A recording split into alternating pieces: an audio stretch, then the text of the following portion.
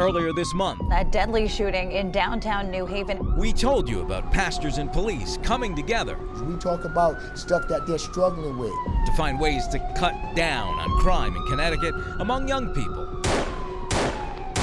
Now, a deeper look at the cost of crime and programs in place aimed at keeping people from heading back to prison. It's easy to go back. A place that Jose Rivera never wants to go back to. And you'll find out about that soon enough. So when you talk about the cost of crime, what does that mean exactly? Well, according to the Department of Correction, it costs $164.01 per day to keep someone inside of a prison. When you do the math, for a whole year, it comes out to nearly $60,000 per person. We asked the Department of Correction what specifically goes into that number, and they responded, telling News 8 things like food, clothing, court transportation for inmates, also medical care, mental health programs, and staff salaries. And remember, you're paying as a taxpayer every single time when a person returns to prison. It affects everyone in Connecticut who pays their taxes, but what's being done to cut down on recidivism rates in our state? Fred Hodges says a lot. He helped run the Family Reentry Program and Community Resources for Justice in Bridgeport. For 40 years, they've helped people who have done time, now trying to get back to life on the outside. That a person had made a mistake in his life, it shouldn't be a scarlet letter.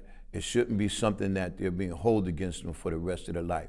Hodges says the staff here provides valuable tools for people. Finding a job and a place to live are the biggest factors, the biggest hurdle former prisoners face. There's help with resume and cover letter writing skills, how to dress for an interview, what to say, what not to say. We usually take an individual to a job interview.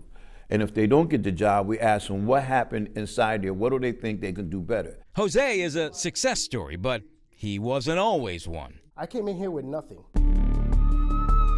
19 convictions, in and out of jail, from 17 to 46 years old. Now he works at Family Reentry as a peer support specialist, helping others with recovery from addictions. He used to be a client. Honestly, employment. That was one of the biggest things. I never had an interview before. I never had a work history. Attorney Devon Ward is the state's prison ombuds, focusing on independent oversight of the state's prisons, reporting to the governor. He says the Department of Correction could do more with programs to help ease people back into society, even with something as simple as an ID to walk out with. Some folks who are incarcerated don't have access to things like their birth certificate or other identifying information when they come in, and so providing them an ID is sometimes a challenge. But the other challenge on the department side is the amount of staff. The Department of Correction says ID cards is not as simple as it sounds. If a person is on parole, probation, home confinement, it all enters into it. And there's work behind the scenes, we're told, with the DMV to find a workable ID solution. There's some people that are watching this right now that are saying, it can't be that hard. You come out, go get a job, just apply. People don't try that hard. What do you want to say to people who think that? Everything in life is a process. You know, you might get a lot of no's, but you're looking for that one yes. And that one yes is going to change your life. One of the guys' bedrooms.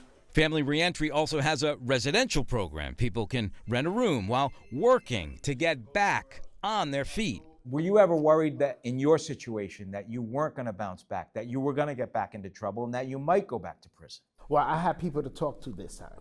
I have people that I can go to with my doubts, my worries.